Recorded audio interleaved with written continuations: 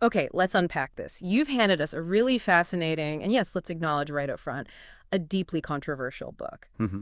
The central idea it presents is that the history we've been taught isn't the full story, suggesting there have been hidden forces, secret societies actively shaping major world events behind the scenes. What's fascinating here is the specific, complex, and intricate narrative this source weaves together to support that idea. Right. It traces a remarkably detailed line through history, connecting figures and movements that are often discussed in isolations, or maybe not discussed at all, linking them in a way you might not typically encounter in standard historical accounts. Exactly. So, welcome to this deep dive.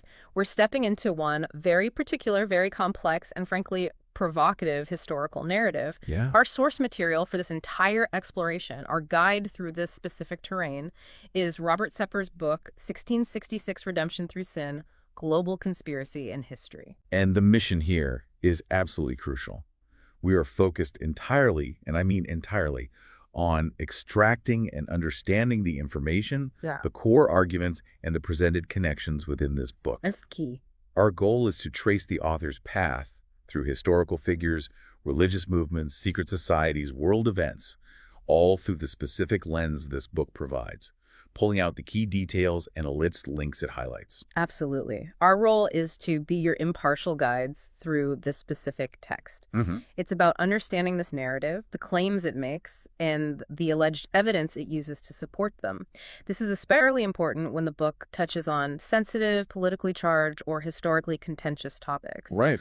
We are simply reporting on the content presented in the source text itself, making it clear that we are conveying the ideas from the book, not validating or refuting its claims, nor are we taking any sides on the topics it discusses. Think of us as your partners in navigating this particular body of work you've shared with us. We're here to help you identify the key nuggets of information, trace the intricate connections, and understand the framework. But always, always as presented within the pages of this specific book. Right, so if we're going to follow the narrative laid out in this book, it suggests this story of hidden forces really kicks off with a figure who made an extraordinary claim back in 1666. That's where the book begins its deep dive, with Sabbatai Zevi, born in 1626 and passing away in 1676. Okay.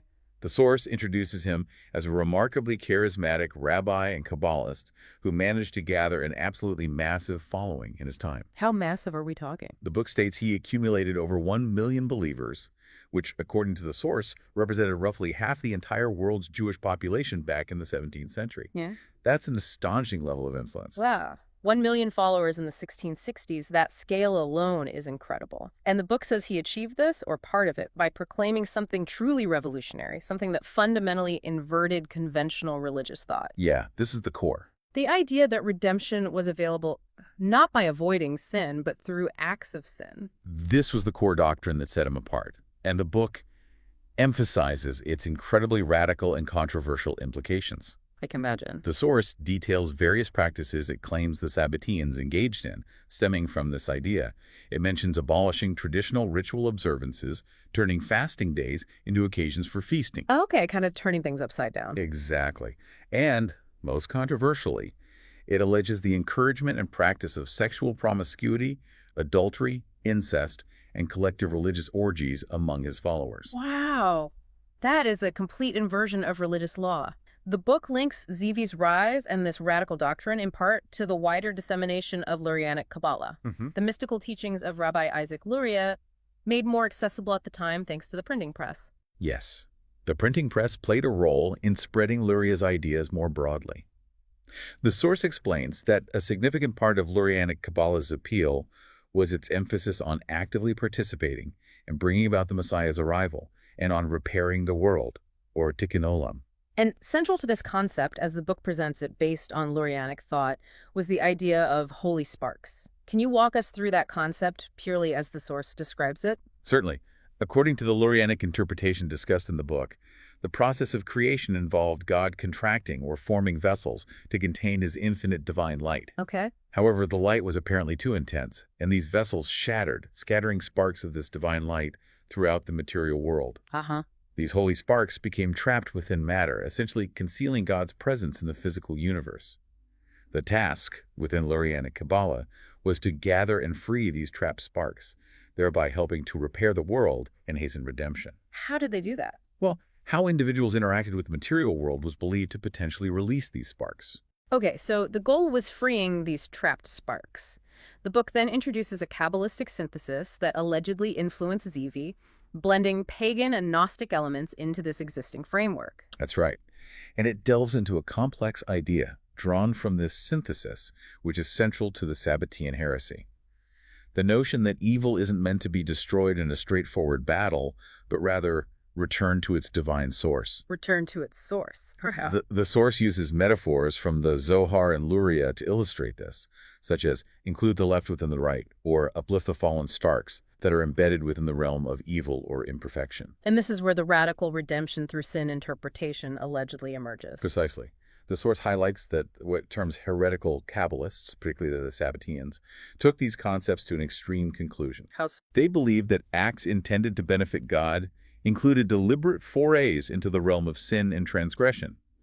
The idea, as presented in the book, was that by actively entering and engaging with the world of perceived sin and evil, one could expose its illusory nature and, crucially, elevate the holy sparks that were most deeply trapped within that impure realm. Okay, so going into the darkness to find the light, so to speak. Sort of, and this is presented as a stark contrast to the original Lurianic practice, which focused on inward prayer intentions, or kavanah, for achieving these rectifications. So Zevi appears at this pivotal time. The book describes his personality in vivid terms, portraying him as remarkably charming and inviting. It really does. It even includes a quote from Rabbi Leib ben Ozer describing his appearance and singing voice, which was so enchanting it was like listening to one of God's angels, making it impossible to look into his face directly when he sang. That quote really paints a picture of his charisma and the effect he had on people. Absolutely. Yeah. Beyond his personality, the source also points to phenomena surrounding him that were described by believers as clearly supernatural. Like what? This included accounts of prophets, men, women, and even children, who reportedly began speaking fluently in Hebrew and the language of the Zohar, even if they had no prior knowledge of these languages. Wow. And rabbis having prophetic dreams about Zevi. The book contextualizes this by noting the widespread expectation at the time for the fulfillment of biblical prophecy, particularly the coming of the Messiah and the promise of a Jewish homeland, an expectation heightened after events like the Spanish Inquisition. That historical backdrop is key to understanding the fervent hope his appearance ignited. And the source specifically mentions a numerological significance that was attributed to the year 1666 itself. Ah, the number of the beast connection. Well, the book notes that the declared day of his revelation was the 18th day, which is 6 plus 6 plus 6 of the 6th month in the year 1666. Okay, got it. This specific timing was interpreted by his followers as deeply significant and crucial for the Messiah's advent and the dawning of the Messianic age. Now, the book is careful to present different perspectives on Zevi's often erratic behavior. Right. It tries to show both sides. While followers saw it as mystical or prophetic, critical interpretations, cited from various sources within the book, point to signs potentially indicative of manic depressive psychosis, describing periods of ecstatic behavior followed by deep seclusion, violating religious laws, and engaging in sexual immorality. Yes, several sources are mentioned for those critical perspectives. However, the book also incorporates alternative interpretations, particularly from neo-Sabbatians and certain scholars. What did they say? They argue that his behavior wasn't necessarily psychosis, but rather behavior expected or understood within the context of certain intense religious mysticism, drawing parallels to Sufi practices like chanting, prayer trance states, and ecstatic dancing. The source even mentions Professor Abraham Elkomam's view that Zevi frequently engaged in Bektashi Sufi rituals and highlights the detail. This is fascinating. That Zevi's grave in Albania became and remains to this day a Sufi shrine. Yeah, that intersection is really interesting. This connection to Sufism, and particularly the Bektashi order, is something the source returns to, highlighting their reputation as antinomian, meaning lawless, from a more orthodox Sunni perspective. Before reaching that point, though, the book notes that Zivi's increasingly unusual behavior led to his expulsion from Smyrna around 1650. He then traveled and eventually met Nathan of Gaza in Palestine in 1665. Nathan of Gaza is presented as an absolutely pivotal figure in the Sabbatian narrative. The source says he was the rabbi who not only confirmed Zivi's messianic status to him, but also became one of his most ardent proponents and the key interpreter of his radical actions and doctrines. Basically, Zivi's chief theologian and propagandist, if you will. Right. Zivi's formal public revelation as the Messiah then followed in 1666, and he rapidly gained fervent support throughout the Jewish diaspora, fueling hopes with promises of an imminent return to a Jewish homeland in the land of Israel. Despite this widespread popular support, the book notes that the leading rabbis of Jerusalem firmly rejected his claims and actions. That must have been a blow. Absolutely. Yeah. The source says they delivered an ultimatum, telling Zivi he must leave Jerusalem or face excommunication. So he returned to Turkey, where the Ottoman Sultan initially showed some tolerance towards the movement. Yeah, the book speculates this was likely influenced by the significant revenue generated from Jewish tourism as people from across the globe flocked to witness the supposed Messiah. Money talks. Release does. However, the book presents a rumored account where the Sultan's patience wore thin when Zivi purportedly proclaimed that the temple in Jerusalem would be rebuilt the following year.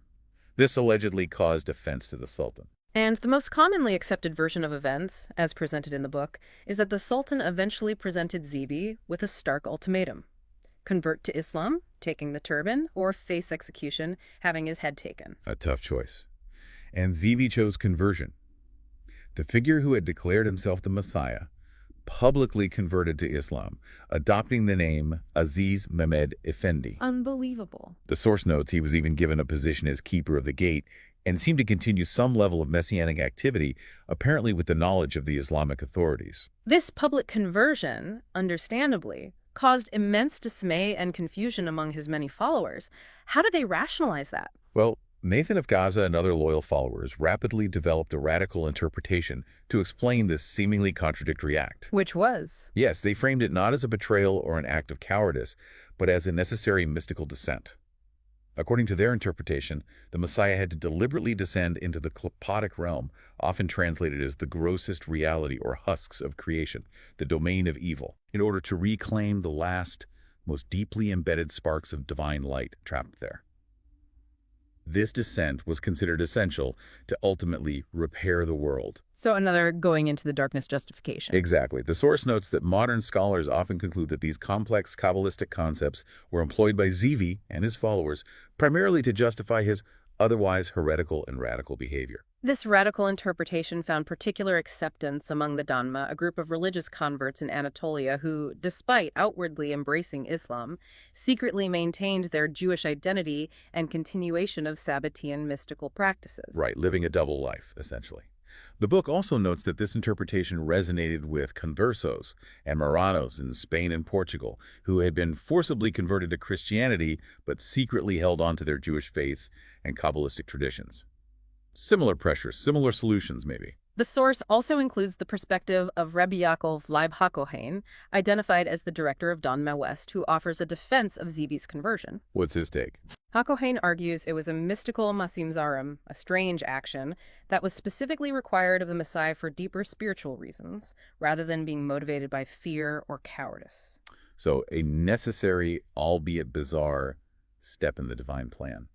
HaKohen's view, as presented in the book, is that the ultimate collapse and mainstream rejection of the movement wasn't due to Zivi's actions themselves, but rather the inability of the broader Jewish populace to understand or accept the profound mystical necessity of these actions, blaming the audience, essentially. Interesting perspective. Returning to the Sufism connection, the source explores this further, noting Zivi's purported high regard for Sufism and his alleged practice of Gnostic techniques drawn from various mystical traditions. It specifically claims he participated in the rites of the Bektashi Sufi order, describing both the Bektashi and Levi groups as being antinomian or lawless from a more orthodox Sunni perspective due to their practices. And the book details the specific Bektashi Alevi practices it links to Sabbatianism. They reportedly did not strictly follow the 5 daily prayers of Islam, preferring more private devotion or communal gatherings called sem. Right. They did not adhere to the strict fasting requirements of Ramadan. They consumed alcohol and, according to the source, did not regard it as sinful. They emphasized equality with men and women together in their Kem and Zikrullah rituals, and their pilgrimage was often directed towards Sufi shrines and revered elders rather than the traditional Hajj to Mecca. A very different flavor of Islam. The modern Donmi interpretation of this spiritual conversion, as discussed in the source, frames it as a way to achieve sacred reconciliation between two religions. How so? By internalizing the seemingly alien religion outwardly, they believe they reconcile the outward antagonism between the faiths, and, in doing so, help to raise the holy sparks trapped within each system, leading to a higher spiritual unity. Kind of a bridge building through blending. The advent and actions of Zevi also had a profound impact on how Lurianic Kabbalah itself was viewed and practiced by his followers. Oh, absolutely. The source includes striking quotes from Nathan of Gaza, who stated that the traditional prayer intentions, kavanah, and rectifications, tikkunim, taught by Luria, were no longer appropriate or valid after Zevi's appearance. Really? Obsolete. He declared that times have changed, comparing it to inappropriately using intentions meant for a weekday during the sacred time of the Sabbath, a total paradigm shift. Nathan's view, as presented in the source, was that the entire system of religious law, halakha, that existed prior to Zevi's advent was now obsolete.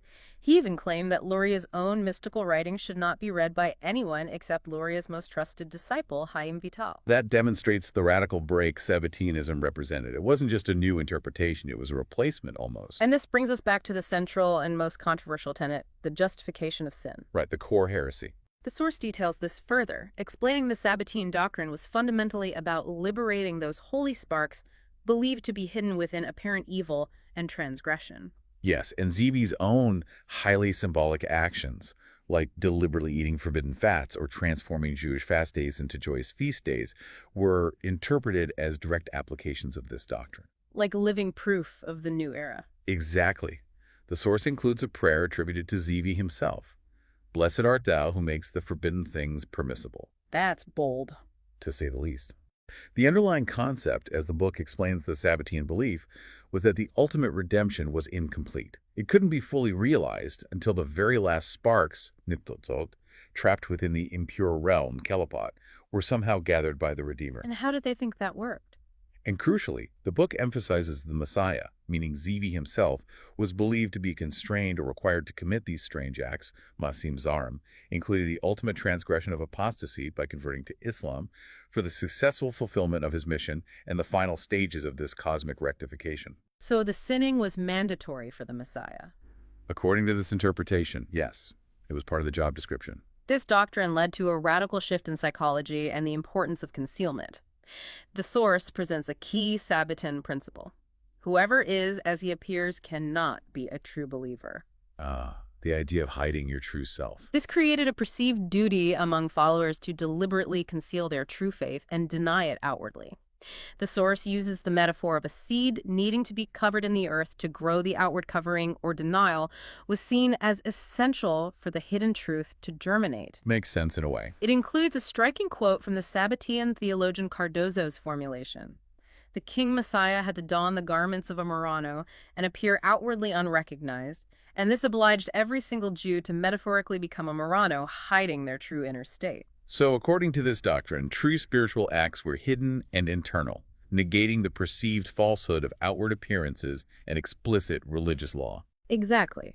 The source describes this as a revolution of values, where the sacred could paradoxically become expressed through the profane, and vice versa. This resulted in a legacy of secret practices among Zevi's followers. Zevi himself remains the most famous historical example of a Jewish convert to Islam, and the term Sabbatian often denotes this specific historical group and his descendants, particularly the Donma. And his inner circle followed him. The book notes that Zevi's inner circle, his wife, and his relatives allegedly followed him in converting to Islam, although Nathan of Gaza reportedly remained Jewish, but was excommunicated by mainstream authorities. He walked a fine line. The source details fascinating and controversial similarities it draws between the practices of the Donma and the Bektashi Sufis. Right, more on that connection. Including violation of Jewish dietary laws, kashrut, and Islamic purity laws, halal, ritualistic group sex and wife swapping, ecstatic mystical practices, a focus on mystical Kabbalah, and an occult reading of the Torah and Quran. These sects reportedly continued and even flourished in secret after Zivi's death, maintaining these practices.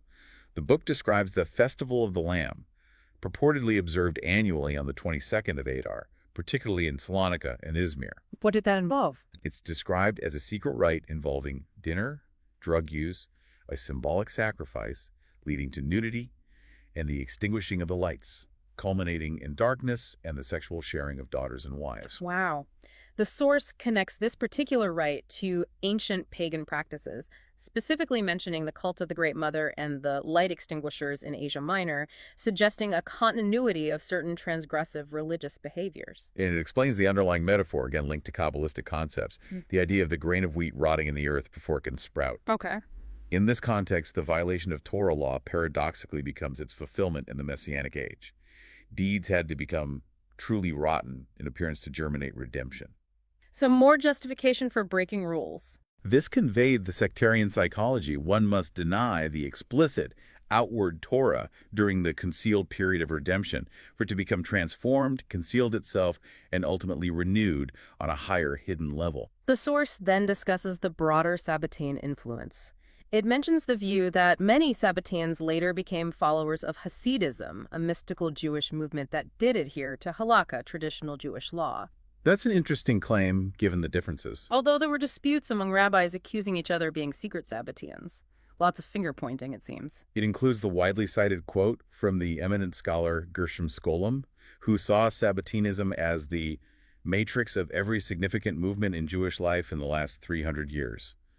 From Hasidism to Reform Judaism to the earliest Masonic circles and revolutionary idealism. That's a huge claim, positioning Sabbatianism as a transformative, if often hidden, force. The book describes Sabbatian believers as feeling they were champions of a new world, one that would be established by the radical overthrow of the values of traditional positive religions. Revolutionaries, in a sense. The radical insistence on the potential holiness of sin, even while attempting to justify it with selective and out-of-context readings from texts like the Talmud, the book, mentions a dictum about transgression for its own sake being greater than a commandment not for its own sake. Right. Caused significant internal conflicts within the Jewish community and deeply alienated average observant Jews. You can see why. Absolutely. And this is where the book introduces the figure who allegedly became Sabbatai Zevi's successor and took these nihilistic tendencies and radical practices to an even new peak, incorporating religious sex orgies on solstices and equinoxes, Jacob Frank. Okay, let's transition then and delve into the section on Jacob Frank and Frankism, as presented in this source. The book introduces Jacob Frank, born in 1726, as Sabbatai Zevi's true successor. According to one source, at least. According to one source cited, yes, Jerry Roubaud's book. He was reportedly born as the son of a Polish Sabbatian, deeply steeped in that tradition from birth. And he allegedly extended Zevi's already radical teachings even further. According to the book, drawing from Roubaud, Frank taught that the advent of the Messianic age fundamentally transformed sexual prohibitions into not just permissions, but positive obligations. Yes, and the source quotes Roubaud directly here, stating that for Frank, engaging in sexual orgies became the primary means to purify the soul from its sins. Purification through orgies. The infamous line from Roubaud's book is quoted, "Debauchery became therapy." This highlights the complete inversion of moral values Frank allegedly promoted. Frank himself claimed to be a reincarnation of both Sabbatai Zevi and the biblical patriarch Jacob. The book positions Frankism as directly instigated by Lurianic Kabbalah and a radical expansion of Zevi's redemption through sin philosophy. Frank's theology, as described in the source, was even more extreme than Zevi's in some ways. He asserted that the creator God of the universe was distinct from, and importantly, different from the God of the Israelites presented in the Bible, believing the biblical God was inherently evil. The source notes a clear Gnostic influence in this particular belief, like the demiurge idea. Right, and flowing from that, he allegedly rejected every moral law and commandment found in existing religious texts. The source presents Frank's belief that the only possible way to usher in a new, desired society was through the total, absolute destruction of the present civilization and its moral framework. Total annihilation as a prerequisite for rebirth. This led to some of the most shocking practices detailed in the book.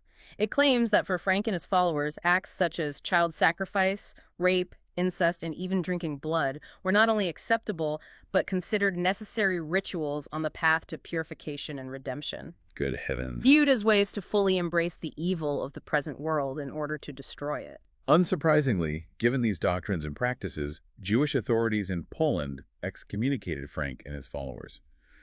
The book notes his specific heretical doctrines included the deification of himself and the promotion of purification through transgression. The source reiterates the description of their annual springtime lamb festivals. Ah, yes, the festival again. Which allegedly involved communal dinners, drug use, symbolic sacrifice, nudity, and the exchanging of spouses and daughters for religious sex rituals. Frank's rejection of traditional Torah interpretation was total. And, mirroring Zivi's actions, he notably converted to both Islam and Catholicism during his lifetime, seeing these conversions as part of his messianic mission to infiltrate and subvert all religions. Following the playbook, his personal behavior, as detailed in the book and cited by sources, was equally transgressive, often reportedly sleeping with his female followers and even his own daughter, Eve Frank. Yikes. His core doctrine, according to the source, was that the absolute best way to imitate the true hidden God was to deliberately cross every boundary, transgress every conceivable taboo, and mix the sacred and the profane in every aspect of life, just as he claimed the true God had done in creating a seemingly evil world. While his approximately 50,000 followers were fewer than Zivi's, the book notes that his network was highly influential, reportedly including individuals from European royalty, nobility, and some of the richest bankers of the era. Ah, the connection to power. Suggesting a strategic focus on power centers. Quality over quantity, perhaps? The central theological point underpinning Frankism, as presented, was this pseudo-Gnostic perspective of garbing the holy in the unholy. Right. It involved deliberately entering the realm of the profane, the world of perceived evil, in order to imitate the true God who, according to their belief, had created a wholly evil world through an initial act of transgression or dissent. Eve Frank, his daughter, became a central figure in the sect, known as the Lady, or Holy Matron Mother. She reportedly played a key role in the sex rituals and, according to the source, continued leading the sect after Frank's death. A family business in a very strange way. The book includes a quote attributed to Jacob Frank, asserting that the need for traditional commandments or prayers had ended in the Messianic age. The only path remaining was listening to the leader and going to a certain hidden place, implying a secret internal path outside a conventional religion. The esteemed scholar Gershom Scholem is famously quoted in the book offering a chilling assessment of Frank, calling him one of the most frightening phenomena in the history of Judaism and a truly corrupt and degenerate individual. Strong words. Very strong. And the book includes Frank's own purported candid summation of his path. It is one thing to worship God and quite another to follow the path that I have taken, acknowledging the radical and unconventional nature of his movement. Frank's core teaching, as presented in the source, was a philosophy of radical freedom and negation. It was about freeing oneself from all external laws, social conventions, and existing religions. Total liberation or nihilism, depending on your view. Adopting and rejecting every attitude and belief and following the leader, Frank himself, into what he termed the abyss. The annihilation of every existing religion and positive belief system was presented as the true path to liberation and spiritual advancement. He taught that to ascend to a higher state, one must first make a deliberate descent. Descent idea again. The source quotes him directly on this. No man can climb a mountain until he has first descended to its foot. He reportedly used the metaphor of Jacob's ladder being shaped like a V, suggesting one must first go down into the depths before the Lord's hand could raise one up. This necessary descent, according to his teaching, required the explicit rejection of all established religions and social conventions, the commission of strange acts, and a voluntary abasement, which the book links to a path of libertinism and utter shamelessness. This was presented as a radical form of tikkun, or rectification of the soul. A very unconventional fixing. And key to navigating this dangerous path was the necessity of perfect silence, even deceit. Why silence? This was deemed crucial to overcome what Frank referred to as opposing powers, which the book interprets as the gods or forces of other religions and belief systems. You couldn't let them know what you were really doing. The source presents this as the mystic principle of the burden of silence, a new, radical version of the Sabbatian injunction against appearing outwardly as one truly was inwardly. Frank is quoted comparing this necessity for silence and concealment to conquering a fortress without speaking or an archer holding their breath as they aim. Stealth mode. The book also highlights an astonishing and clear-cut ideology of Jewish territorialism that was reportedly present among the Frankists. Territorialism, like wanting land. Yes, it discusses the perspective of a Frankist writer from Prague who believed Israel's historical exile wasn't a punishment for sin, as traditionally understood, but rather a deliberate cosmic plan to destroy the Caliphate globally. So exile was part of the plan to fight evil everywhere. That's the idea presented. And according to this writer's view, simply returning thousands of Jews to the land of Israel would not be sufficient to complete this global task. This doctrine was allegedly a deep, secret mystical principle hidden within Kabbalah until it was revealed by Frank in Poland.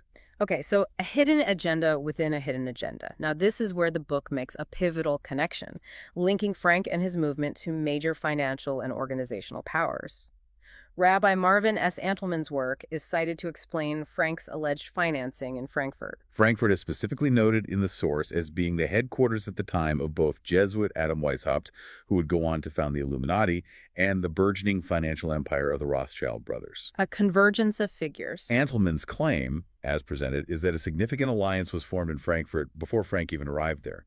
Weishaupt provided the network and resources of the Jesuit order, known for its organizational and potentially conspiratorial capabilities, while the Rothschilds contributed the essential financial power. Okay, Jesuit organization plus Rothschild money. What was missing?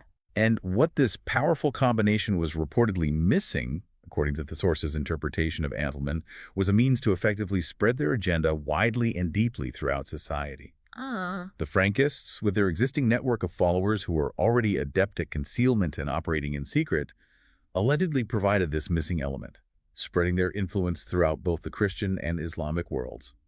They were the foot soldiers, perhaps. And notably, the source claims, based on Antelman, that Jacob Frank became instantly wealthy upon his arrival in Frankfurt because he received a nice handout directly from Mayor Amschel Rothschild. Instant funding.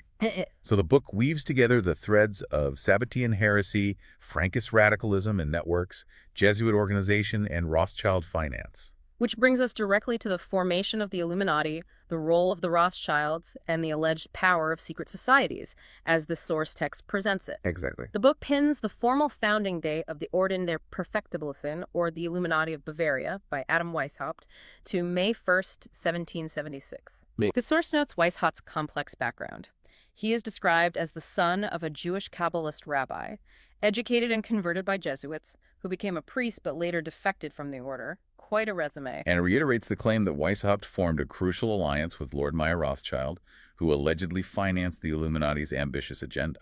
The book specifically discusses the significance the author attributes to the founding date itself.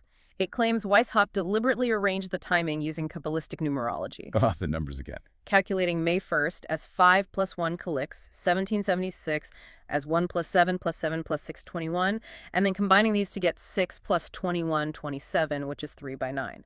This is presented as having occult Kabbalistic power, and the belief was that timing these actions correctly was absolutely crucial for their ultimate success. Getting the stars aligned, so to speak.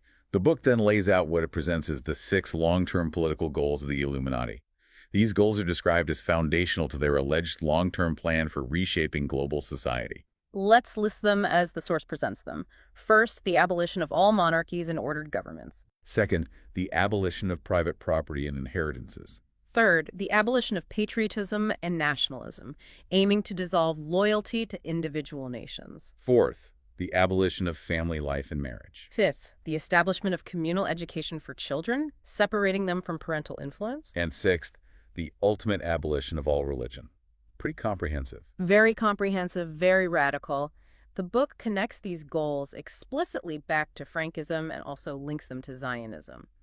Barry Chamish is quoted, claiming that the Rothschilds' goal of controlling global wealth combined with the Frankist vision of destroying traditional Jewish ethics and replacing religion with doctrines based on the opposite of God's intentions. And the result. The source states this blend resulted in what it calls a bloody war against humanity. Rabbi Marvin Antelman's view is again presented here. He claims that Rothschild specifically convinced Weishaupt to accept and integrate key aspects of Frankist doctrine into the Illuminati structure and goals. According to Antelman, as cited, Rothschild financed the Illuminati specifically to fulfill a dual agenda. The Frankist plot to subvert and ultimately destroy existing religions, and a specific Zionist objective, which the book describes as the establishment of a global government ruled by a king from Jerusalem. Okay, so multiple interlocking goals. A crucial strategy the source outlines for the Illuminati was the infiltration of existing power structures, particularly Freemasonry. Right, working from within. Beginning, according to the book, in 1777, they allegedly began cooperating with Masonic lodges with a specific focus on the Grand Orient lodges with the intention of secretly infiltrating and ultimately controlling them from within. The source cites historical figures like the Duke of Brunswick and British historian Nesta Webster as evidence of the Illuminati's purported success in gaining control over various lodges. It also claims that Rothschild provided significant financial backing specifically for the Grand Orient Lodge network at the time Weishaupt joined, facilitating this infiltration. Follow the money. The book includes details on Weishaupt's alleged teaching regarding the deception of lower-degree Freemasons. The instruction was not to reveal the full radical system to members until they reached the highest degrees. Need-to-know basis. Lower, unsuitable members were to be kept in the lodges without ever gaining deeper knowledge of the true, hidden agenda. Professors Kosandi and Renner are cited from their 1785 testimony during an investigation stating clearly, all Illuminati are Freemasons, but far from all Freemasons are Illuminati, suggesting the Illuminati operated as a secret corps within the broader Masonic structure. Like a parasite within a host, almost. The name Illuminati itself is interpreted by the source as implying that members possess the light of Lucifer, viewing themselves as uniquely enlightened and therefore capable of governing the world. Quite a claim to make. Their openly declared purpose is presented as Novus Ordo Seclorum, or a New World Order, a one-world government, which the source claims they intended to be ruled from its capital in Jerusalem. This is where the book includes the even more controversial quote attributed to Albert Pike, a highly influential figure in Freemasonry, claiming that the true name of Satan is actually Yahweh reversed. Wow. And that Lucifer, meaning light bearer or son of the morning, is the one who truly bears the light, suggesting a Luciferian philosophy at the highest levels. The source then details a foundational event for the Rothschild financial empire's alleged role in this global agenda. Mayor Rothschild summoning 12 affluent men to Frankfurt and presenting them with a comprehensive 25-point plan aimed at gaining control of global wealth, resources, and manpower. The master plan.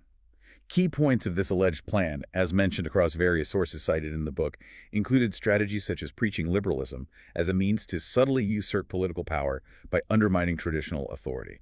Initiating and exacerbating class warfare within societies was another point. They allegedly planned to systematically dismantle existing institutions, governments, laws, social structures, and then reconstruct them under their control. Crucially, the plan called for remaining completely invisible and operating from the shadows until they had amassed sufficient power and influence. Stay hidden until it's too late for anyone to stop you. Using mob psychology and manipulating public opinion was deemed essential. A disturbing point listed is the systematic advocacy and use of alcoholic liquors, drugs, moral corruption, and vice, specifically targeted at corrupting youth and weakening societal fabric. Social engineering through degradation.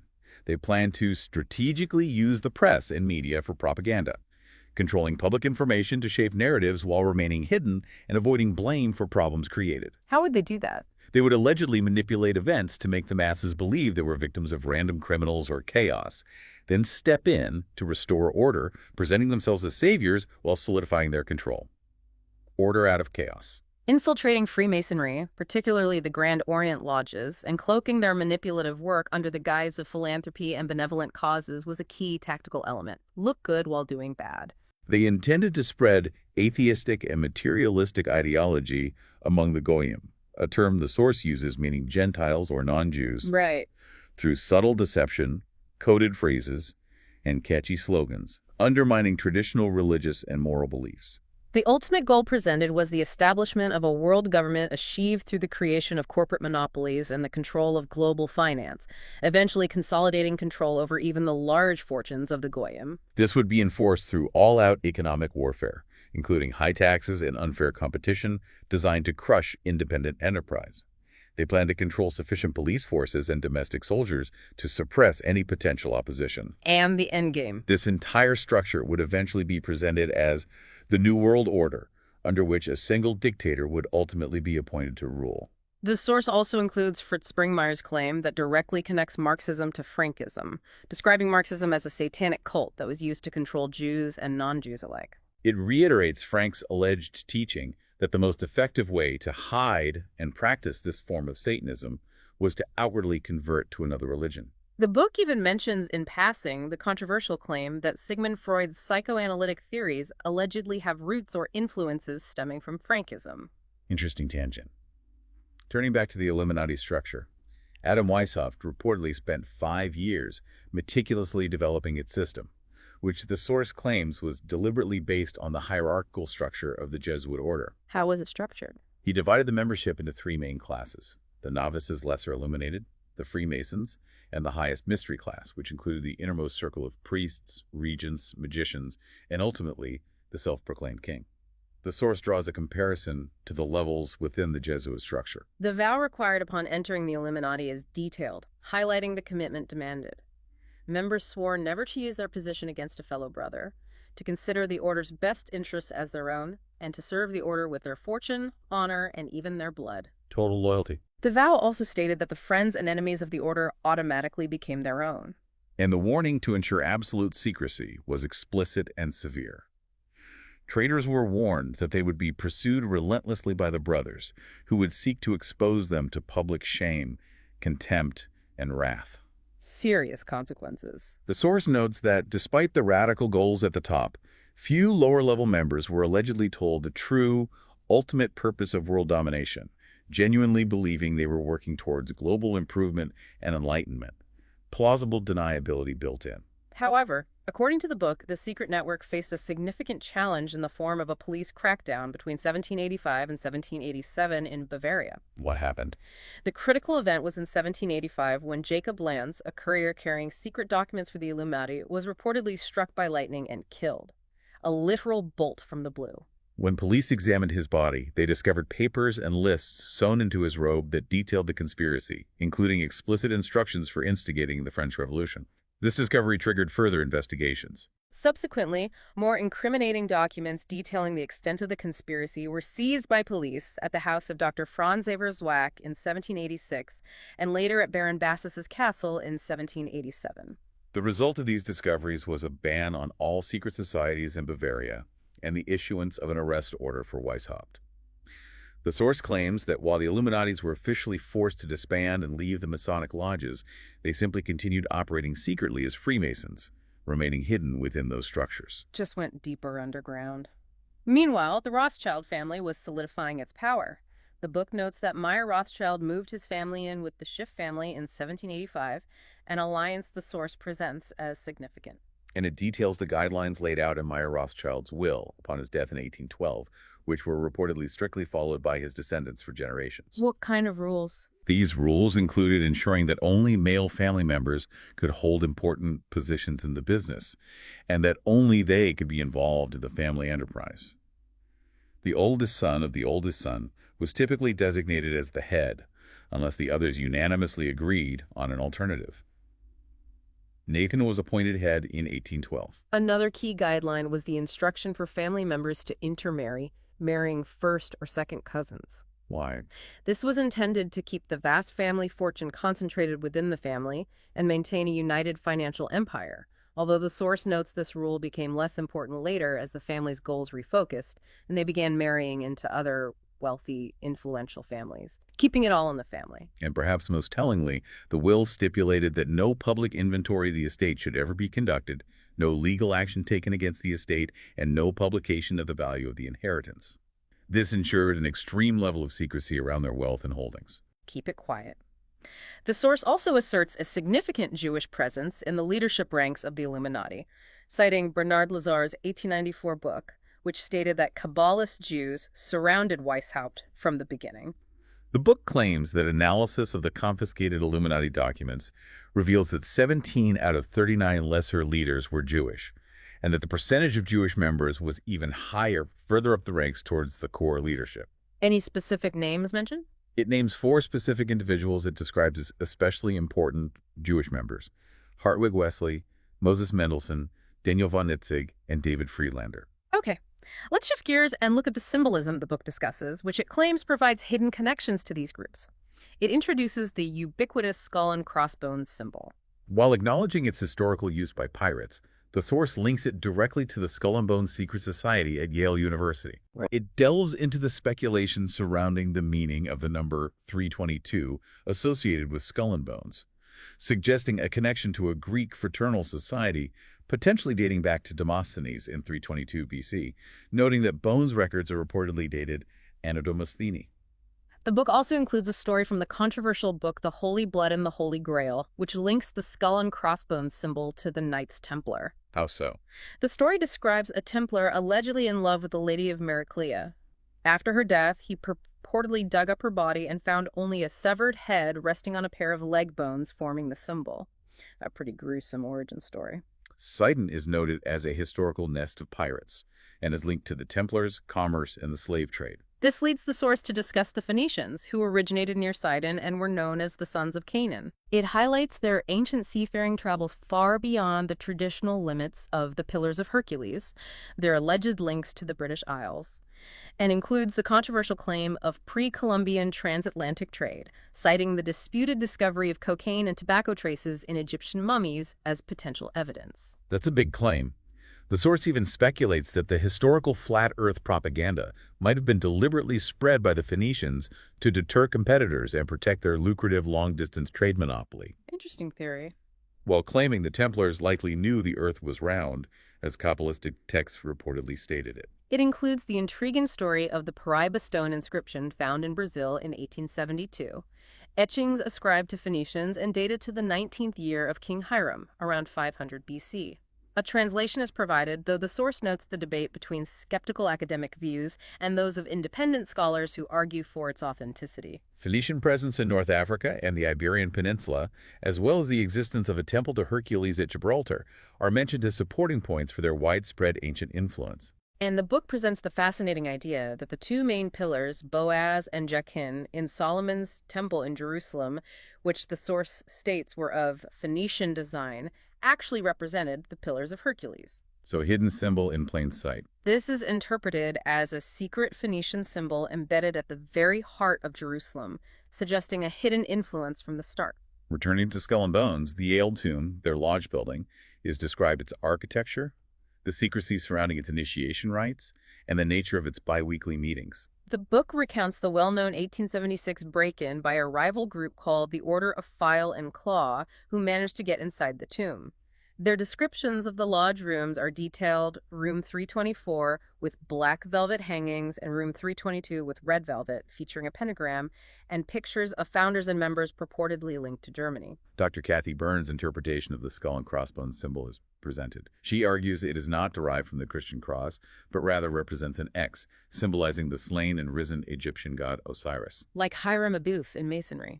Exactly. Often seen as a version of Hiram Abiff in modern occult practices. The source connects the Templars' time in the Holy Land to their alleged acquaintance with various mystical traditions, including Kabbalah, Sufi sects, and other Jewish mystical groups. And it links the skull and bones imagery, via Hermetic Kabbalah, to the Chi-Rho symbol, which is interpreted as representing time, death, and rebirth. Chi-Rho, that's the Constantine symbol, right? Yes. The Chi-Rho is further connected to the Egyptian god Horus, citing Egyptologist Sir Flinders Petrie, and its appearance on Constantine's coinage alongside a serpent, which the source ties to Gnosticism, alchemy, wisdom, and enlightenment. An identical symbol to the Chi-Rho is noted as having been found in Sumer dating back to 2500 BC, interpreted there as various sun symbols, suggesting deep ancient roots for the symbolism. The source claims that the Templars allegedly incorporated mysticism and what it terms perverse practices from groups like the Assassins during their time in the Holy Land. It suggests that their initial Christian faith gradually gave way to occult rituals and black magic, all hidden behind a public facade of religious piety. Hiding in plain sight again. Author David Livingstone is introduced, known for tracing the genealogies of what he calls ancient occult bloodlines. The source mentions prominent families he includes in this category, such as the Rothschilds, Habsburgs, Sinclairs, Stuarts, Merovingians, Lusignans, and Windsors. Livingstone's specific claim is included that the Illuminati were preceded by the Spanish Alumbrados, which he describes as a Christian heresy practiced by crypto-Jews and Marranos. Okay. He controversially argues that the founder of the Jesuit order, Ignatius of Loyola, was himself a Marrano and an Alumbrado, leading Livingston to argue that the Jesuits and Zionists are essentially the same beast operating under different names. And finally, in this section, the source revisits Kabbalist Rabbi Isaac Luria, claiming he was a follower of Loyola, which is historically disputed. Highly disputed, yeah. And that Luria enunciated the principle of actively bringing about prophecy and redemption through the Messiah's arrival and the rule of the Illuminati. How? This was allegedly to be achieved by manipulating the course of fate through the use of magic and deliberately preparing the political and moral circumstances for a new world order. Wow. So we followed the book's thread from the origins of the Sabbatian heresy through the radical evolution under Jacob Frank and his alleged alliances to the formation and alleged hidden structure of the Illuminati and its connections to powerful families and symbolism. A lot to take in. Now let's look at how the source claims this network operationalizes its influence and pursues its agenda on a global scale, the alleged mechanisms of control. The book delves into the realm of financial control as a primary mechanism. It includes the infamous letter, quote, attributed to Rothschild banker John Sherman in 1863, written to New York agents during the American Civil War. The quote is presented as a chilling insight into their alleged strategy regarding a proposed national bank. The quote, as presented, suggests that the few people who understand the financial system will either be so focused on their own profits and favors or so dependent on the system that they will be beholden to it. Right. Meanwhile, the large majority of people who are incapable of comprehending how the system works will bear its burdens, such as debt and taxes, without ever suspecting that the system is specifically designed to operate against their interests and for the benefit of a hidden elite. Edith Starr Miller's view from her book is mentioned, supporting the idea of a powerful Rothschild syndicate that included other prominent Jewish financiers of the era, such as Itzig, Friedlander, the Goldsmiths, and the Motadas, forming a cohesive financial bloc. Miller's summary of the Illuminati's alleged goals is reiterated to emphasize the comprehensiveness of their agenda. This includes the planned destruction of Christianity, monarchies, and nation-states to pave the way for world government and what she terms internationalism. It also lists the abolition of family ties and marriage through the active promotion of things like homosexuality and promiscuity, the end of inheritance and private property, and the suppression of all forms of collective identity, national, racial, religious, under the guise of promoting universal human brotherhood, or, as the source interprets it in this context, diversity. Dr. Henry Mackow's perspective from his book Illuminati, The Cult That Hijacked the World, is heavily drawn upon in this section, presented as a straightforward summary of the modern situation. His core claim, which the source presents as controversial but central to its narrative, is that the vast majority of ordinary Jewish people are entirely unaware of or are being manipulated by this alleged network. That's a huge accusation. Mackow claims the Illuminati operates as a cult that hides behind the facade of ordinary Jews, and that its true form is a tiny, powerful nucleus of Kabbalistic bankers and Masons, based primarily in London and ultimately directed by the Rothschilds. Mackow's view, as presented, is that Judaism itself has been hijacked by this group. He contrasts what he describes as Moses' original vision of a universal moral force with the Babylonian Talmud, which he claims represents the interpretations of the Pharisees during the Babylonian exile. And the Talmud takes precedence. According to Mackow cited here, the Talmud has taken precedence over Moses' spirit and often contradicts it. He makes the broad claim that the secret society model is the fundamental basis for various movements and groups, including certain interpretations of Judaism, Freemasonry, Zionism, and communism. How does that model work, according to him? In this model, the leadership allegedly deceives and manipulates the members with idealistic goals, and only the most corruptible or those susceptible to blackmail are allowed to rise to the highest levels and learn the true hidden agenda. The book includes Mackow's contention that this elite network of bankers controls the world's major corporations, dominates mainstream media outlets to control information, exerts influence over intelligence agencies, and funds influential think tanks, foundations, and even federally funded universities. Controlling the narrative. Which he claims are used, intentionally or not, to suppress inconvenient truths and alternative narratives. It presents some of Mackow's more controversial claims regarding social engineering. He alleges that the active promotion of feminism and favoritism towards non-white minorities is part of a deliberate agenda aimed at undermining the traditional European, heterosexual, and Christian character of Western society. Mass immigration and the encouragement of interracial marriage, according to Makow cited here, are claimed to be specifically designed to degrade and ultimately remove any potential for unified opposition rooted in ethnic or cultural identity. So divide and conquer through social change. He asserts that much of modern culture and politics is, at its core, propaganda and a form of social engineering orchestrated by this hidden network. And the strong social condemnation for perceived sexism and racism is claimed by Makow to be deliberately engineered to undermine traditional gender roles and racial identity, with manufactured guilt being presented as a huge psychological weapon used for control. Macau's view is that what appears as British, American, or Zionist imperialism is, in reality, the manifestation of this banker-driven agenda for world government, pursued through the systematic destruction of traditional religion, nationhood, race, and family structures globally.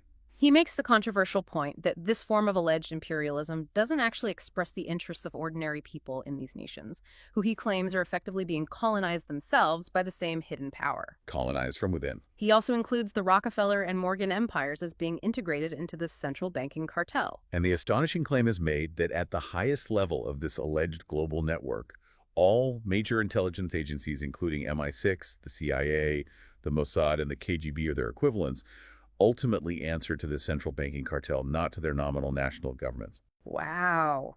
A shadow government controlling the spies.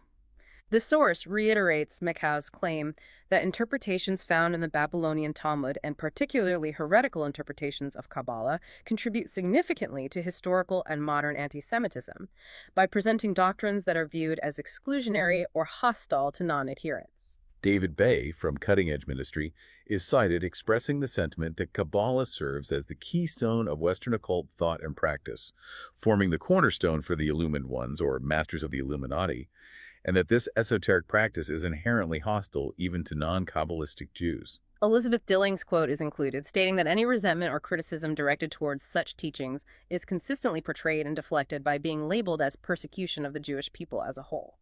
The source reiterates the claim that the highest levels of the Illuminati, along with the Templars and certain Kabbalist bankers, while perhaps outwardly idealizing classical Greek philosophers, are privately practicing what it terms aberrated forms of Frankist Luciferianism, which the book equates directly with hardcore Satanism.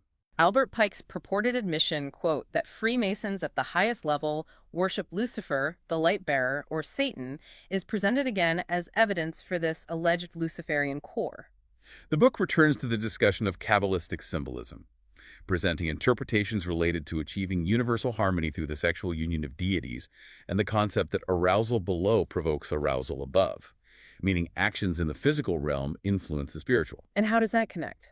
This is claimed by the source to be the underlying basis for the alleged Illuminati sex cults. The basic solar symbol, a dot within a circle, is interpreted in this occult context as representing the union of the penis and vagina.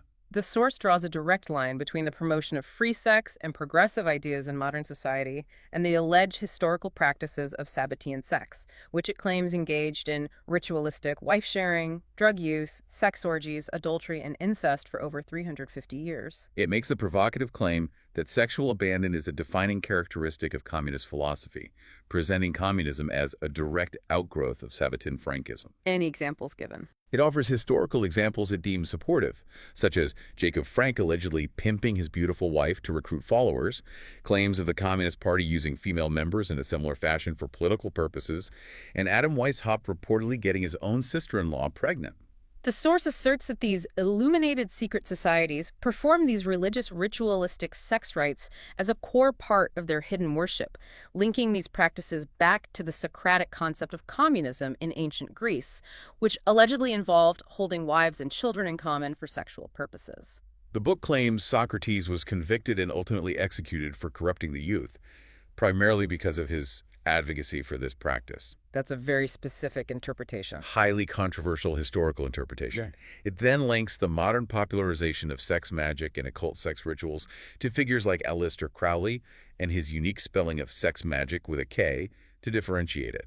It reiterates the claim that Illuminati bankers were the creators and orchestrators of communism, seeing it as a tool to harness the power of the working class for the ultimate purpose of establishing a comprehensive world dictatorship, which the book equates with modern globalization. And it notes that both the Illuminati and communism are presented as Masonic secret societies that share May 1st as a significant anniversary and utilize satanic symbols, suggesting a shared hidden origin and purpose. The source introduces the philosophical framework of the Hegelian dialectic as a fundamental tool used by this network for control. George Wilhelm Friedrich Hegel's dialectic method, thesis antithesis, is explained as a way the mind understands reality through perceived polar opposites, good versus evil, right versus wrong, left versus right in politics. The source applies this to politics, illustrating how seemingly opposing political parties like Labor and Liberal function as thesis and antithesis. How does that work? Their public debates focus only on minor, predetermined differences, carefully avoiding discussion of fundamental issues that neither party, both allegedly controlled by the same network, wants addressed. Controlled opposition. It then presents the problem, reaction, then solution form of the dialectic as a specific method of manipulation used on a grand scale for major world events. The classic formula. The explanation is that the network creates or utilizes a crisis, presenting it as the problem. This manufactured or exploited crisis triggers a widespread reaction from the public, who are engineered to demand a solution, usually through fear and outrage. Amen. The network then offers its solution, which is not a genuine resolution to the problem, but a predetermined outcome that serves its own agenda, often involving a further erosion of freedoms or consolidation of power. The source includes Dennis Healy's quote, then a British Labour politician, later Lord Healy, stating, "World events do not occur by accident. Most of them are staged and managed by those who hold the purse string," presented as an explicit acknowledgement of this orchestrated reality. So, having explored the alleged structure, methods, and philosophy of these groups, the book moves to detailing how it claims they have specifically manipulated historical nations and conflicts to advance their agenda on the world stage. Exactly. Getting into the actual historical events, according to this book. Let's dive into that historical stage. The book presents a controversial claim regarding British Freemasonry and the creation of the State of Israel. Barry Chalmers is quoted, stating flatly that there would be no modern state of Israel without the involvement and planning of British Freemasonry. He discusses the alleged British Israelite movement, initiated within Freemasonry in the 1860s, with the explicit goal of establishing a Jewish Masonic state in Palestine. And Rothschilds were involved? While figures like Rothschild and Montefiore reportedly financed infrastructure projects there, the source claims it was difficult to convince mainstream European Jews to immigrate to Palestine in large numbers. The alarming solution presented by the source to this recruitment problem was that Europe was to be turned into a nightmare for the Jews to create the necessary impetus for emigration to Palestine. That's incredibly dark, if true. To support the idea of Rothschild involvement in instigating conflict for gain, the source includes a quote from the Labor Leader newspaper in 1891, which referred to the Rothschilds as a blood-sucking crew who amassed their wealth and caused mischief and misery throughout Europe by deliberately fomenting wars and ensuring they were financially positioned near places of disturbance. The source also claims the Rothschilds systematically gained control of key information channels, stating they purchased Reuters news agency by the end of the 1800s and controlled major European news agencies like Wolf, Reuters, and Havas. Control the news, control the narrative. And it discusses Jacob Schiff, presented as a Rothschild associate, setting up the Anti-Defamation League and ADL in the U.S. in 1913. What was the purpose, according to this? Which the source claims was intended to slander anyone who criticized or exposed the alleged Rothschild conspiracy as being anti-Semitic. The book asserts that mainstream media rarely reports on the Rothschilds because they allegedly own or control key parts of it. The passage of the Federal Reserve Act in 1913 in the United States is highlighted, noting the controversial late-night vote on December 22, 1913, just before Christmas break, when many congressmen had already left. Sneaking it through. The book includes the later quote from President Woodrow Wilson, who signed the act into law but later expressed deep regret. Saying what? Stating that the nation's credit and all its economic activities were in the hands of a few men, and that the government was controlled and dominated by small groups of dominant men, who he claimed were manipulating the system. Buyer's remorse, perhaps? World War I and the events leading to the Balfour Declaration are then presented through this controversial lens. The book mentions Chaim Weizmann, then president of the British Zionist Federation, working with UK Foreign Secretary Arthur James Balfour towards the declaration in 1917. The central explosive claim made by the source regarding this event is that Britain agreed to issue the Balfour Declaration, promising to give Palestine to the Rothschild Zionists, specifically in exchange for bringing America into the war against Germany. A quid pro quo involving Palestine and U.S. entry into WWI. That's the claim. The actual text of the Balfour Declaration is included, and the book states its subsequent publication and later incorporation into the peace treaty following WW1 and the Mandate for Palestine, solidifying the promise. It reiterates the source's assertion that the United States entered World War I directly because of this alleged deal orchestrated by the Zionists and the British, and that this intervention led to Germany's ultimate defeat. The Versailles Peace Conference in 1919 is discussed, where the terms of German reparations were decided. The force notes that a significant delegation of 117 Zionists, headed by Bernard Baruch, was present and prominently brought up the issue of Palestine. The book presents a striking perspective on the reaction of the defeated Germans at Versailles. It claims they allegedly realized for the first time why America had suddenly turned against them when they saw the Balfour Declaration and understood, according to the source's wording, that was the game. The German perspective presented from the source was one of profound betrayal and resentment. They allegedly realized they had been defeated and were suffering under crippling reparations because the Zionists wanted control of Palestine at any cost, and the manipulation of America's entry into the war was the price paid.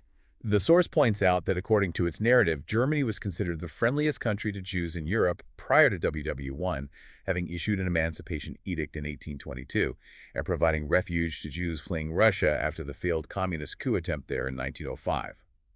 This historical context is used to heighten the sense of alleged betrayal felt by the Germans. This leads the source to heavily feature the testimony of Benjamin H. Friedman, a Jewish businessman who claimed to have spent a significant fortune later in his life trying to expose what he saw as a vast conspiracy.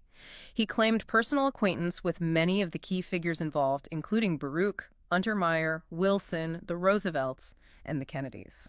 An insider's perspective, supposedly. Yeah. The book includes extensive excerpts from Friedman's 1961 speech presented as crucial evidence. In these excerpts, Friedman claimed that Germany had effectively won World War I by the summer of 1916. How? He stated that their submarine warfare had brought Britain to the brink of starvation, they were low on supplies and food, the French army had mutinied, Russia had defected from the war effort, the Italian army had collapsed, and crucially, there was no fighting happening on German soil. According to Friedman quoted here, Germany offered England a negotiated peace based on the status quo ante, essentially ending the war with no territorial changes. He claimed England was seriously considering this offer because of their desperate situation. But then he claimed, the Zionists in Germany, aware of Britain's predicament, went to the British War Cabinet and made a counterproposal. You can yet win this war if the United States will come in as your ally. Friedman stated the Zionists allegedly promised to use their influence to bring the U.S. into the war if Britain, in return, promised them Palestine after Germany was defeated. He calls Britain's right to promise land they didn't own absurd. He claimed this secret deal was made in October 1916. Shortly after this agreement, according to Friedman, the situation in the United States, which had previously been almost entirely pro-German. Why pro-German? As its newspapers, bankers, and media were largely controlled by Jews who had emigrated from Germany and wanted to see Germany defeat the Russian Tsar, underwent a sudden and dramatic shift in attitude and media coverage. He described this change as being like the traffic light turning. Suddenly, the Germans were portrayed as brutal villains, Huns, and fabricated atrocities were widely publicized, such as claims of German soldiers shooting Red Cross nurses and cutting off babies' hands. Propaganda overdrive. President Woodrow Wilson then declared war on Germany shortly after this shift in public opinion and media narrative. Friedman claimed the United States was deliberately railroaded and suckered into the war, merely so that the Zionists of the world could obtain Palestine, and that the American public was never told the real reason for their entry into the war. The Balfour Declaration, according to Friedman, was simply Britain's written confirmation of this promise, the payment to the Zionists for successfully getting the U.S. to abandon neutrality and join the war effort. The U.S. intervention then decisively crushed Germany. At the Paris Peace Conference, Friedman claimed the Jewish delegation headed by Bernard Baruch formally asked for Palestine and allegedly for the first time to the awareness of the German delegation, produced the Balfour Declaration as their claim. This is when, according to the account, the Germans supposedly realized the full scope of the manipulation. Oh, that was the game. That's why the United States came into the war. They allegedly understood then and there that they were defeated and suffering under the immense reparations and territorial losses, because the Zionists wanted Palestine at any cost, and had orchestrated America's entry into the war to achieve it. Friedman claimed the German subsequent resentment towards Jews was therefore not religious in origin, but purely political. The Germans, from this perspective, held Jews responsible for their crushing defeat and the harsh terms of the peace treaty. He controversially claimed that initially, not a hair on the head of any Jew was harmed in Germany following this realization. And he alleged that Jewish leaders subsequently tried to keep this historical narrative quiet, not wanting the world to understand they had sold out Germany for their own political objectives regarding Palestine. The source concludes from this account that this alleged manipulation and betrayal regarding WWI is the great betrayal that Adolf Hitler reportedly referenced, and that it attracted Germans to him not primarily because they were inherently racist, but because they felt this covert Masonic conspiracy had destroyed their nation. Wow. The book even mentions the claim, presented as evidence against common narratives, that Hitler's personal driver and cook were allegedly Jewish. The French film Forces Occultes, Occult Forces, made in 1943 during the German occupation by an ex-Freemason named Jean Mimi, is discussed. The film reportedly depicts a young politician being initiated into Freemasonry and gradually learning of its alleged hidden nefarious purposes. The Institute for Historical Review, IHR, is cited describing it as the most important anti-Masonic feature film ever made, claiming it reflected a broad sentiment within occupied France. And the consequences. The book notes the severe repercussions for those involved after the liberation of France, with the director, producer, and writer all punished, and Mammy himself sentenced to death and executed. The source then returns to discuss Hitler and the German economy, specifically challenging the narrative presented by Rothschild-controlled mainstream media, which it characterizes as depicting Hitler as uniquely evil, responsible for needless wars and mass slaughter. It presents an alternative view, which it claims is based on unbiased history and interviews, asserting that the commonly told story is extremely inaccurate and a deliberate distortion. It describes the dire state of Germany when Hitler came to power. A nation with massive unemployment, no money, and a starving populace crippled by the reparations demanded after WWI. It details the hyperinflation crisis where a wheelbarrow full of 100 billion mark notes couldn't even buy a loaf of bread. Incredible image. And homes and farms were being seized by banks allegedly controlled by the Rothschild and Rockefeller families. Dr. Hjalmar Horace Greeley Schacht, who served as Hitler's Reichsbank president, is quoted from his book The Magic of Money, stating that the catastrophic devaluation of the German mark began after the Reichsbank was privatized, suggesting the government lost control of its currency. The source concludes from this that the German government was not actually responsible for the hyperinflation, but rather the privately owned central bank and its monopoly over currency issuance, blaming the bankers, not the state. It claims Hitler's decisive action was to directly refuse the rules and control of the Rothschild and Rockefeller international bankers.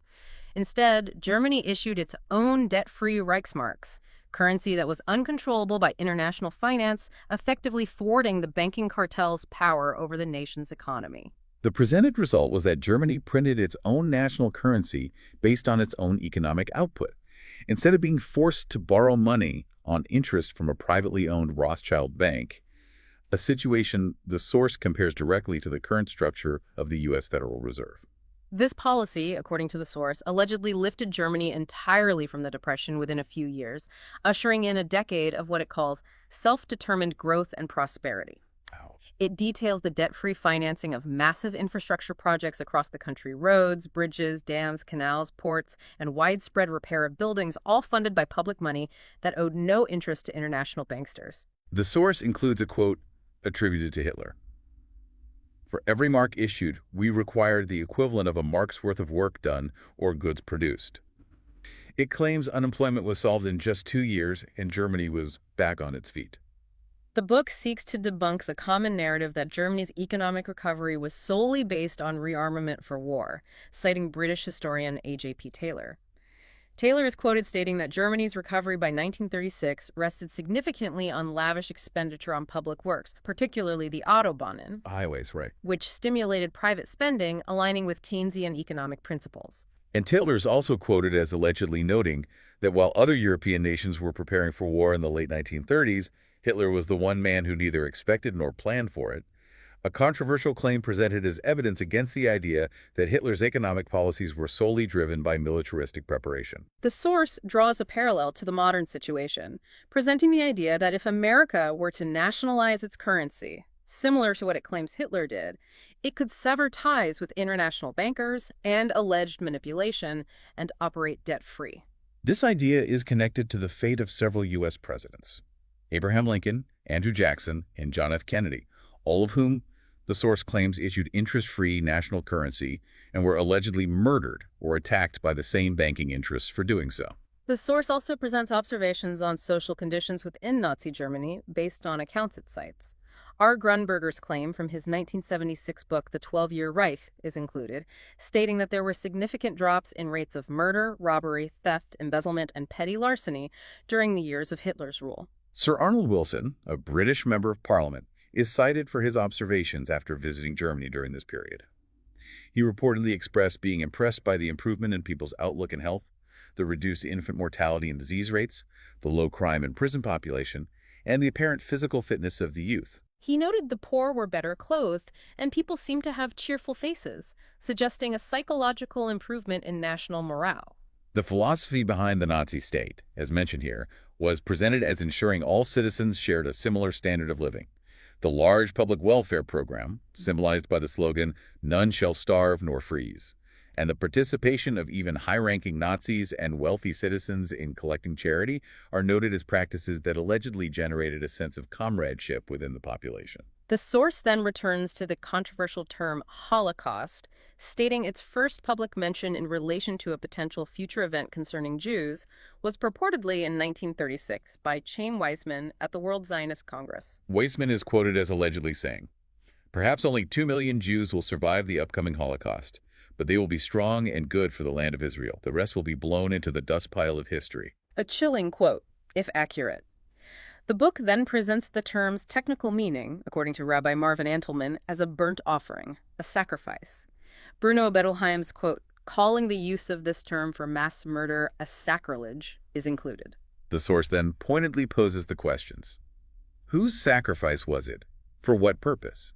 And links it directly back to the Sabbatian Frankist occult political agenda discussed earlier, suggesting the tragic events were somehow tied to this hidden plan. Henny Mahou's view is included, stating that every time the word Holocaust is used, people are unwittingly joining in their sacrilege, reinforcing the idea that the term itself is part of the alleged occult agenda. This section goes into a deeply sensitive and controversial area by discussing alleged connections between labor Zionism and the Nazis. It starts with Barry Chamish posing a sensitive question and providing what he calls a hardly ever discussed answer. It is. Highlighting the dramatic shift from over 250 different German Jewish organizations existing in 1932 to only one, labor Zionism, being permitted or operational in 1933. The narrative presented is that Rothschild money and Jesuit organizational power initiated the Enlightenment period with the long-term aim of creating a Sabbatian Frankist state in the land of Israel. To achieve this, life had to become intolerable for European Jews, making emigration to Palestine seem like the most desirable or only option. The source explicitly asks the listener to consider if this is merely a conspiracy theory or if it is supported by documented fact, framing the subsequent points as evidence from the book. Right.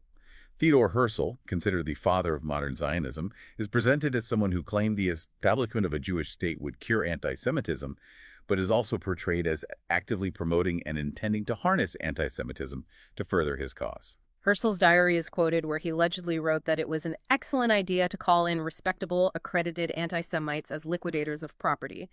The anti-Semites will become our most dependable friends. The anti-Semitic countries are allies. Using your enemies, essentially. Israeli historian Benny Morris is cited describing Herzl as someone who foresaw and calculated the potential for harnessing anti-Semitism, seeing Zionism's triumph as inevitable, both because life would become untenable for Jews in Europe and because European nations would be interested in getting rid of them. Christopher John Brickness' quote is included, stating that since Jewish support for a Rothschild world government ruled by a king from Jerusalem was lacking, the only way to force Jews to emigrate to Palestine was to put Hitler and Stalin in power and persecute Jews on a massive and unprecedented scale. That's an extreme claim. Gary Chamish's claims are presented. In 1933, less than 1% of German Jews supported Zionism. Attempts by non-Zionist Jews to escape Germany were allegedly turned back by an international diplomatic order, creating a situation where rejecting the option of Palestine meant facing death. So, a forced choice. By 1934, according to Chamish, the majority of German Jews got the message and turned to the labor Zionists, who were allegedly the only Jewish group the Nazis allowed to operate freely. The source claims that confirmation of a conspiracy between them and Hitler's regime can be found in several cited books, including The Transfer Agreement, Perfidy, and The Scared and the Doomed. The alleged deal described by Chamish involved German Jews being indoctrinated into Bolshevism in labor Zionism camps that were permitted by the Nazis, and then transferred to Palestine with the approval of the British Mandate authorities. The book points to the 1935 Nuremberg laws, stating that only two flags were permitted to be flown in Nazi Germany, the swastika and the blue and white Zionist banner. Lanny Brenner's book is cited, claiming that the Zionist Party was the only other political party besides the Nazis allowed freedom to operate in Nazi Germany, having a shared interest and formal partnership with the Nazis in the goal of making Jews emigrate to Palestine. The source makes the controversial claim that pro-eugenics labor Zionists allegedly used the situation to ensure that primarily the Jews, they wanted those trained in farming in what it terms Nazi camps, were transferred to Palestine. And the others. Meanwhile, it alleges they deliberately allowed millions of Orthodox Jews, who were largely against political Zionism and non-Frankists, to perish, with their wealth being liquidated and transferred to the labor Zionists, referencing the transfer agreement.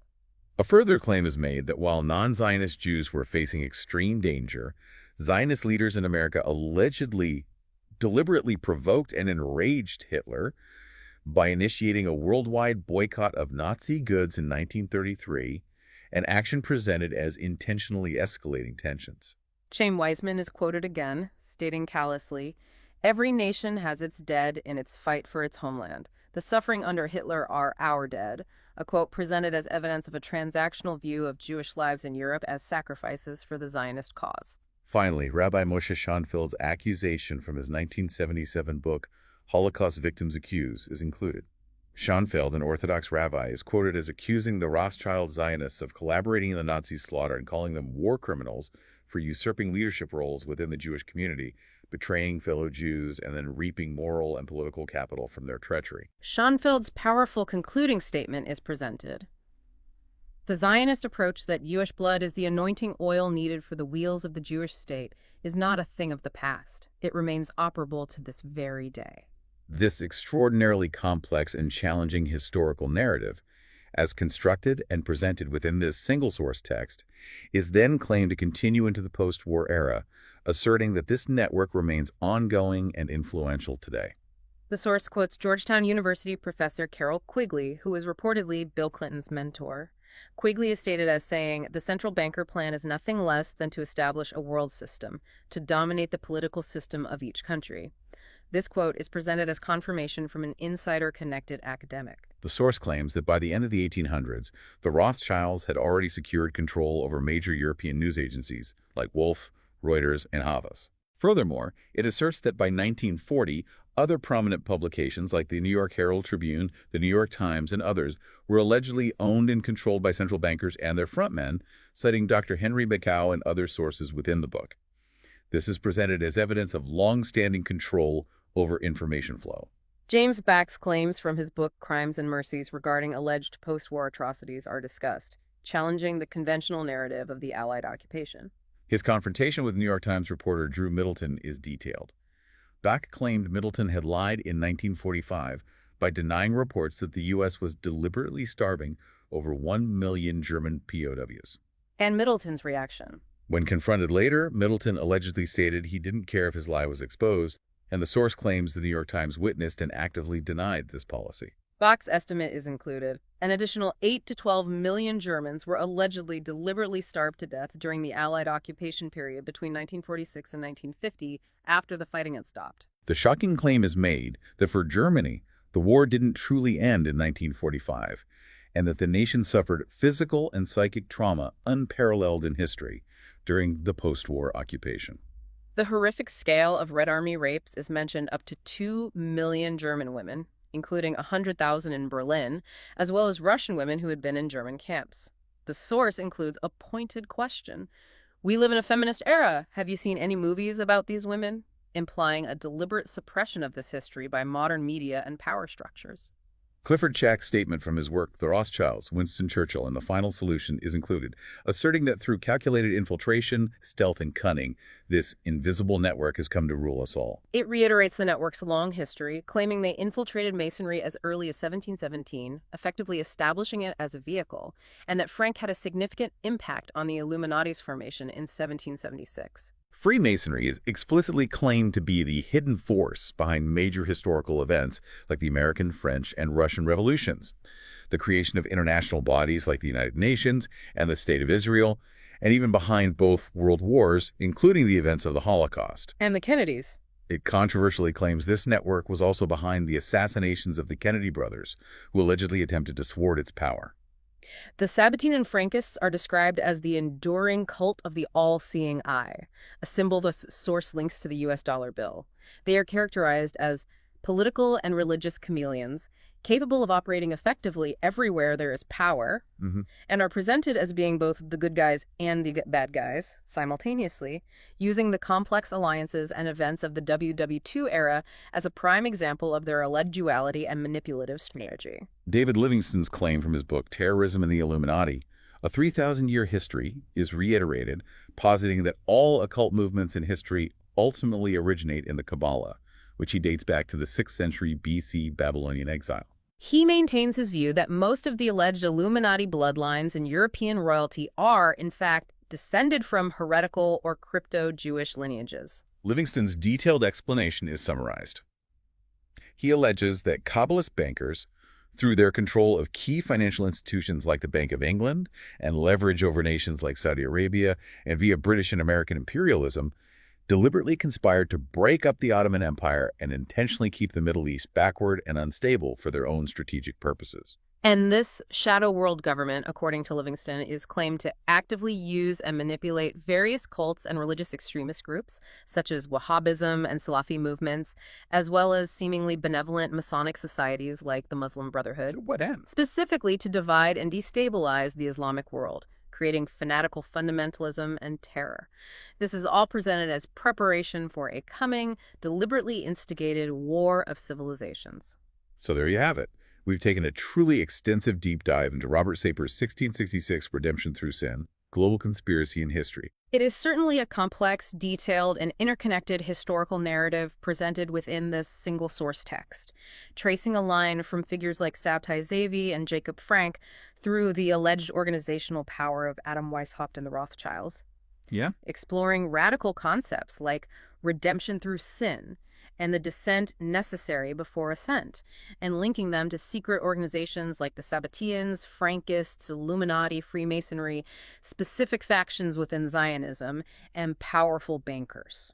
And it connects these groups and ideas to major world events like World War I, World War II, claiming they were orchestrated through economic manipulation, political infiltration, and social engineering, all described as part of a centuries-long plan aimed at global control and the establishment of a new world order.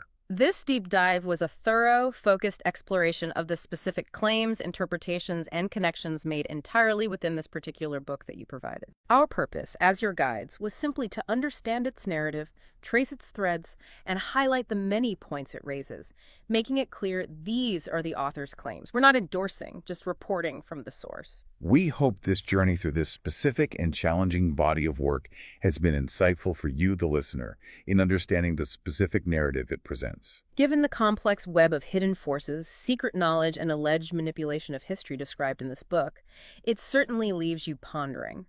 If the true story of the world is one of such deeply concealed agendas and paradoxical paths to power, how do we even begin to look beneath the surface of perceived reality to understand the forces that truly shape the world around us?